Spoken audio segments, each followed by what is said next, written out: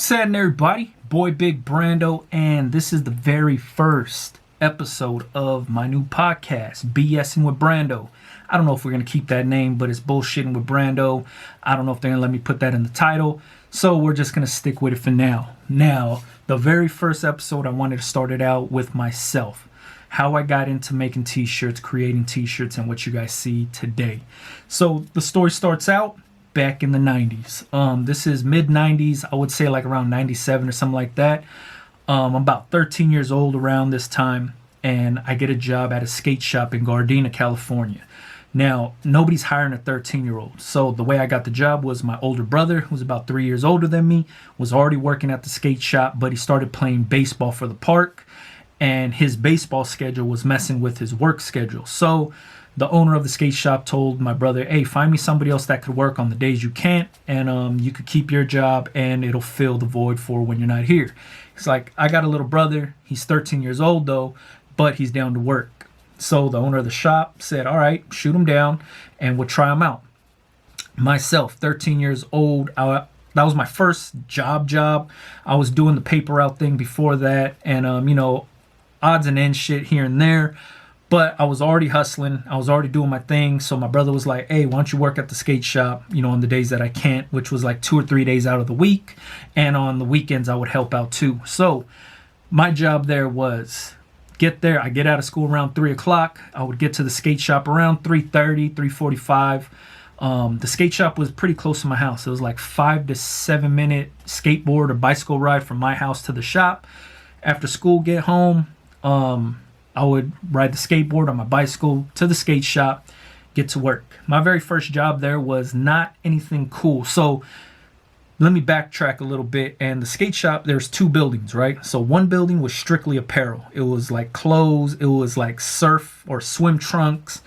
A lot of Hawaiian island type brands, like HIC was one of them. If you guys remember Big Johnson, it was like these t-shirts with these funny graphics of this little nerdy dude. And everything would have like these really big dick joke type of graphics on them. So Big Johnson was another t-shirt brand that we used to sell there. And then the building right next door was the skate shop. They sold, skateboards, decks, wheels, completes, hardware. They also sold everything from like snowboards. They, wax snowboards. They put the bindings on. They sold everything there, with like maybe 2 racks of apparel, like some World Industries type of t-shirts and basic stuff. I thought I was going to work inside the skate shop, but the owner was like, nah, you're going to work on the apparel side for now. So go to the apparel side. My job there was when shipments would come in of t-shirts, I would unfold the t-shirt, I would hang them up, price them, and then I would size them all up. That was basically all I did.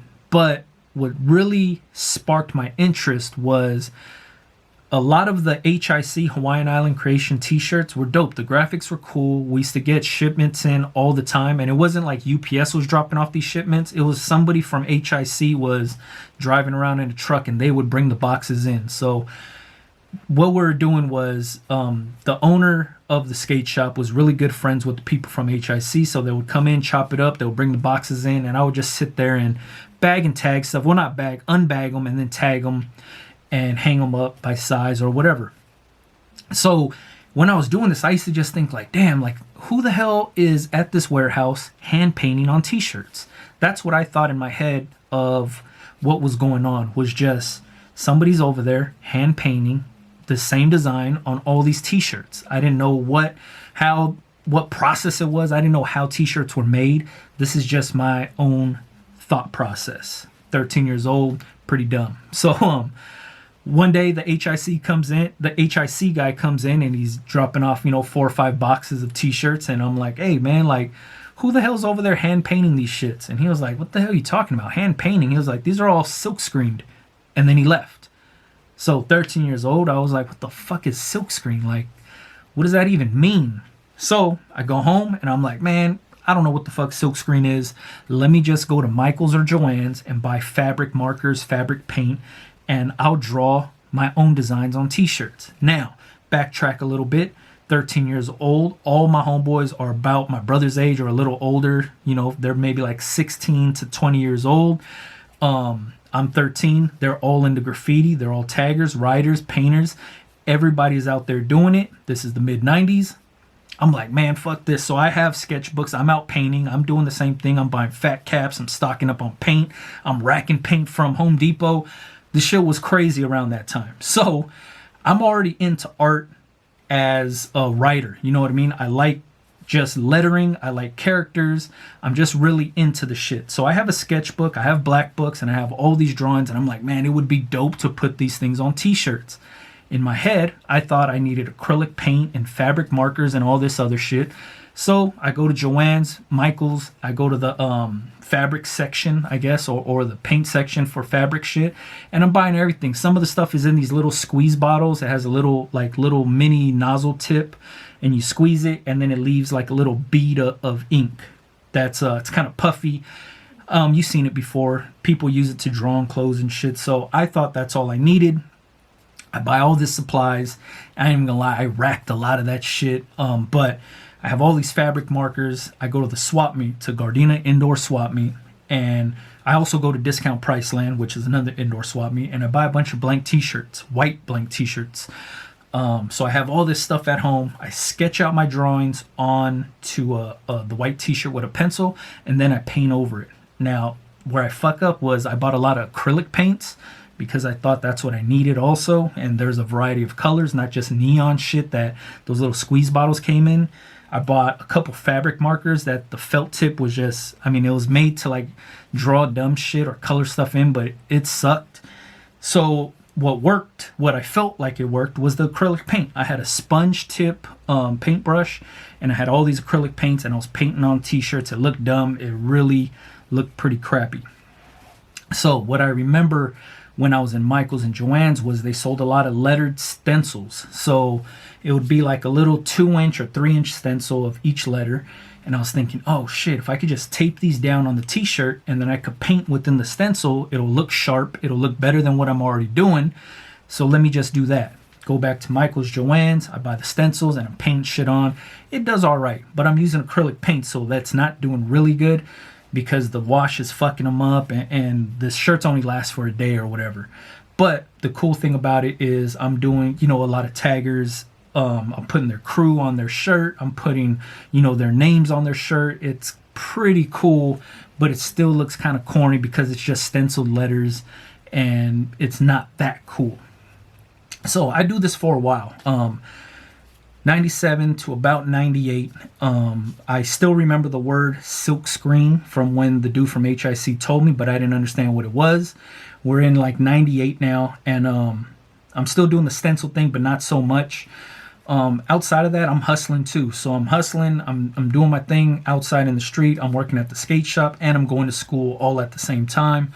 I have decent money in my pockets, obviously. But I'm not making a ton of money off of the t-shirts, because I never even thought of it as a way to make money. I just thought it would be cool to wear shirts that nobody else had. That's what really drove me from the beginning, was if I could put my crew name on my shirt or my street name, it would say like 166th Street, and then walk to school or whatever, people are going to flip out like, damn, that dude's from 166. That's cool. He has it on his shirt. In my head, that's what I thought what I was doing. Also, I was really into sneakers, not necessarily like the really popular ones at the time, but more so like Chucks and Cortez and shit like that. So if I had a brand new pair of blue Chucks, I was going to wear a white t-shirt with blue lettering with some 501s, and I thought I was going to be doing it. You know what I mean? In my head, this is what I thought was going to go down, was me making these t-shirts. We're going to get the traction from other people to say, hey, can you make me some t-shirts? Then I was just going to be known as the t-shirt guy that also hustled and was doing his thing. But it didn't catch on that way, because when people did hit me up, it was like, hey, my whole crew needs shirts. Hook us up. And I was like, damn, man, I'm going to do 15 shirts or whatever it is. I got to paint all these. I thought I was in for it, but I still wasn't utilizing the shit in my black book. So I'm at the skate shop and I'm working, and at this time my brother's back at work. He's not playing baseball no more, but he's working on the other side at the skateboard side. And this dude comes in, and I remember this day pretty good. Was I don't know if my brother was working at that time, but he gets into the skateboard shop. the skateboard side. Remember I told you there's 2 different buildings. He comes into the skateboard side and he's like, hey, you know, I make these t-shirts. Just want to know, who do I talk to have my t-shirts sold here? So I remember seeing this dude and I'm like, what the hell? Like, what kind of t-shirts? So I look and it's like 3 color designs and it looked pretty cool. And I don't remember what the brand name was, but the guy that was in the shop, that my brother's coworker, was like, hey, the owner of both shops is in the next building over. This is her name. This is where she sits. You could see her and talk to her about it.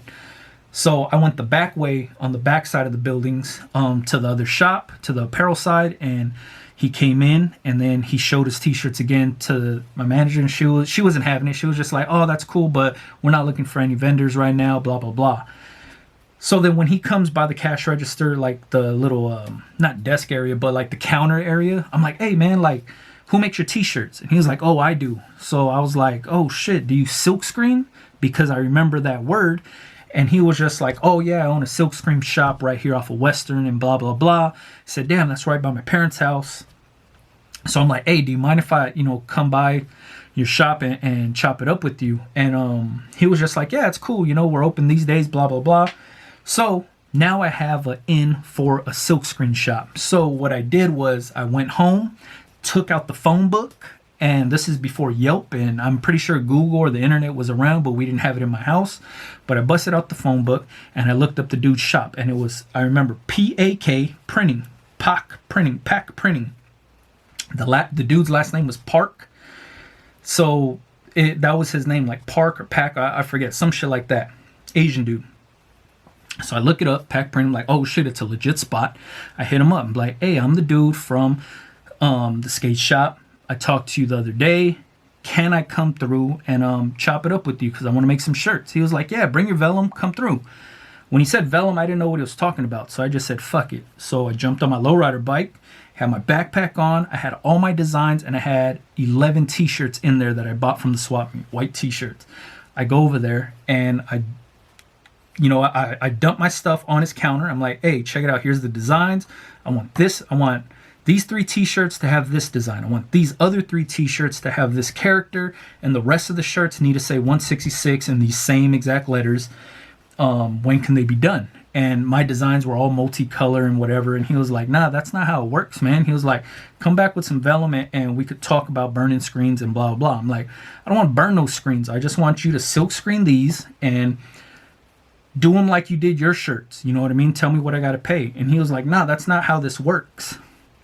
So before he could finish, I scooped all my shit up, threw it back in my backpack, jumped on my bike, and I went home. And I was like, man, fuck this dude. Like, he just gave me the runaround. You know what I mean? And what I didn't understand was he needed the vellum. The vellum was a clear piece of paper, like acetate. It was like a clear piece of paper. And that's what had the design. That's how you burn the screens. But at the time, I didn't know that. So I go back to hand painting shirts, right? And I'm like, yeah, whatever. Next thing you know, I see this dude again at the skate shop, but this time he's a customer. He's buying shit. He's not trying to sell his brand. He's buying swim trunks or something like that. I'm like, hey, Mr. Park, man, what's up, dude? I said, I went to your shop and you were telling me about this shit about vellum. Where do I buy vellum from? Like, how do I do this? Like, I want to get these shirts made. And he was like, oh yeah, this is like vellum is this clear paper. This is how you burn the screen. Come to the shop and I'll show you. So again, I go to the shop after. I have my 11 t-shirts still and my little booklet of designs, and I tell him, hey man, like, what's up? Hook me up. What do we got to do? So he said, this is the process. This is vellum. All you have to do is transfer your design to this so we could burn the screen. So I said, all right, what if I do this? If I take this design and I redraw it on this vellum and give it to you, say, yeah, that's cool. What I didn't know is it just needed to be black. I went home and I'm coloring it with markers. I'm coloring it like the way I think it's supposed to look on the t-shirt, thinking it's just going to, the clear paper is going to apply the design on the shirt. Bring it back. He's like, nah, that's not how it works, man. So he explains to me, get this as black as possible. Turn this into a one color design. Turn it black as possible, and I'll show you the whole process. So I do that. Bring the vellum back, and he's like, cool. He redraws it on the vellum, like with straight lines and shit, because mine was all kind of fucked up. But I was using Sharpies and Marks-A-Lot markers and shit. So it was really bad. He redraws it, gets everything straight, walks me through the process of burning the screen, why we needed the vellum.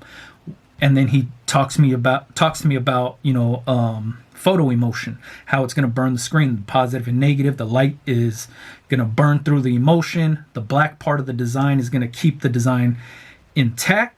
And then the other side is going to turn it hard, and we're just going to spray it out, and then we're going to have our screen to print. I said, oh shit, this sounds crazy. So he's showing me everything, because in my head, I'm just thinking a screen is something that's on a window. I don't think of it as, this really tight woven mesh. I'm thinking it's the same screen that's on a window. I'm like, man, those are big ass squares. How you gonna put a design on a t-shirt with that? So he walks me through the whole process. He says, fuck those 11 shirts that you have in your backpack. What you're gonna do is do 2 dozen t-shirts. I'll sell it to you at cost for $2. You just pay me $1 a print, and we're gonna walk through this whole process. So I said, all right, fuck it, man. I got the money for that. $25 for the screen. And then he said, you could have the screen. You own the screen after the $25 that you pay. You don't have to pay no more for this one screen. So I said, all right, cool. My dumbass takes the screen home and shit, because he's like, you could take it home or you could leave it here. So I'm thinking, I'm gonna make t-shirts at home, blah, blah, blah. I was stupid. I took the shit home. But anyways, we get the 24 t-shirts done. I pay them out. I bring those 24 t-shirts home in my backpack on my bike, and I'm carrying the screen under my arm. I ride home. Tell my parents, I tell my family, I tell my homeboys, like, hey, check it out. I just made these t-shirts, blah, blah, blah. I'm giving them away for free. But I'm giving away, I have 24 t-shirts. I give like 7 or 8. No, I give 7 away for free. I keep 1 for myself because I want to wear the shit. Now I got like 16 or something like that. And I sell them. Friends and family, they buy them. I think I'm doing it. I'm like, oh shit, I'm actually making money off this shit. This is cool, man. So I go back to Mr. Park and I'm like, hey, I need 24 more t-shirts. I brought the money, and he's like, nah, now you mass produce. Now you've proven that you could sell them. So now you get 120 shirts made, $2 a shirt, $1 a print of each. So I shoot him, I think it was like $350, $360 for 120 shirts. He said, come back tomorrow with somebody that drives, because you can't carry 120 shirts on your bicycle. Come back with my homeboy. We pick up the shirts. I go home thinking I'm going to do it. I can't sell none of them. Harsh reality of mass producing and just sitting on stock, right? I can't sell shit.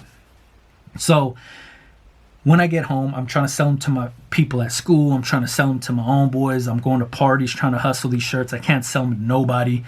I don't understand why they're not selling. But in my head, I'm like, fuck, I know how to make shirts now. So I keep designing and keep printing. I bring another one color design to Mr. Park. I'm like, boom, put this on the vellum, burn the screen. Here's the money. Because I'm still hustling outside of the skate shop and doing the t-shirts. I'm hustling, so I have money. So I shoot him the money, make me another 120 shirts of this design this time. Boom, makes it for me. I sell maybe 20, 25 of those shirts, but I still got like 195 to 100 shirts left, and they're just stacking up in my dad's garage because nobody's buying them. But I'm thinking this is what you're supposed to do. So I'm just, every time I'm designing something, I'm not designing for retail. I'm designing for, I wish I had a t-shirt that said this. So all I'm doing is going to Mr. Park with the design that I want personally and getting 120 shirts made. And the people that are buying them is just my friends and family. They're supporting me regardless. So they're buying from me, but they're just buying it because they see what I'm doing. You know what I mean? They're going to support me regardless. So I keep going to him, and I do this a few times, man. Like now I own like 8 or 9 screens, and they're all at Mr. Park's shop. And I'm just like, fuck, like I'm not really making too much money off of it, but I didn't care because I knew how to make t-shirts now. And that's all I was worried about was making t-shirts. So every design I thought I wanted, like, oh shit, I want to make a shirt that looks like this. I know how to do it. It's going to cost me $360 or $385 plus the screen. So I'm like, oh shit, I got $385. Let me go to Mr. Parks and get these shirts banged out. So I will keep doing this. And next thing you know, boxes and boxes are stacking up in my dad's garage. And he's just like, what the fuck are you going to do with all these t-shirts? And I'm thinking about it like, fuck, like I can't even sell none of these. I tried to sell them, but I lose interest in that shirt because I keep thinking of new shit to design and new shit to come up with. And I'm going to Mr. Parks every week to make more shirts. So now it's like 1999, 2000, and I'm still not even thinking of a brand. All I'm thinking about is just making shirts and just wearing cool shit. I'm going and I'm just pretty much dumping money into this. And by the time it's like 2000, 2001, Mr. Park's shop is about to close up, and he has all my screens. He has, I want to say at the time, maybe like 16 to 18 screens of mine of different designs. And he's like, hey man, we're not getting the business that we have. I'm going to start operating out of my house, but I live in Koreatown. You're more than welcome to keep doing business with me, but it's not going to be this close. So I'm like, oh, what the fuck? So I get all my screens, stock them at my dad's, but now there's a stack of boxes in my dad's garage of just t-shirts with prints, random sizes, mostly all white t-shirts with black print. And it's just, I can't sell them. I can't do nothing with them. And I'm looking at it like, fuck, there's so much money here, but I can't sell them. I can't do nothing. So the first thing I do is try to sell them at cost. You know what I mean? I'm just like trying to sell them for like, $7 or whatever. And I sell a few and I get rid of a few and it's cool. But the problem is I have a bunch of random sizes. I have a bunch of random t-shirt designs that are targeted towards a really small audience. Like the ones that say 166th Street are only for my homeboys that live on 166th Street. If you live on 168th, you're not going to buy it because you don't live on 166. You live on 168. You know what I mean? So I didn't understand all that shit at the time. So I lost, and I lost heavy when doing it, but I didn't feel it because I wasn't doing it for money at the time. I was just doing it because I understood how to make t-shirts now, and I understood what it took to make the t-shirt. So I was just creating just to create, and I was hustling, so the money was coming from somewhere else. It wasn't coming from t-shirts. It wasn't coming from my day job at the skate shop. It was just extra money that I had. You know what I mean? So that's what was funding it. But at the end of the day, I lost, and I lost heavy. So you got to figure from like 98 to about maybe 2000, 2001 time frame. I was making a bunch of shirts, but I wasn't selling too many, but I understood the process. And Mr. Park's shop is closing up. So I'm like, fuck, how am I going to get these shirts made up? I go into the Yellow Pages, which is the phone book, and I start looking for other screen print shops, and nobody has prices like Mr. Park. He was actually hooking me up. So first thing I did was, oh shit, let me just screen print from home. So that's what started the ball rolling of actually producing shit from home. Not going through a shop, but actually producing shit from home. You know what I mean? So I'm going to cut this podcast right here short. We did about 30 minutes or something like that. That's how I kind of got into where I'm at today. That was my introduction to t-shirt creating, t-shirt printing, all of that shit. I'm going to continue this thing up, hopefully do this thing weekly. I'm going to start getting a lot more people involved, have some other brand owners and business owners come in and share their stories with us. But hopefully you guys enjoy this type of stuff. This podcast shit ain't that bad. We'll see how it goes, but I'm going to try to upload it to SoundCloud and eventually get it up to Spotify and iTunes. But I appreciate everybody. Thank you guys for supporting me and fucking with me and allowing me to share my story with everybody else. Catch you guys on the next one. Yeah.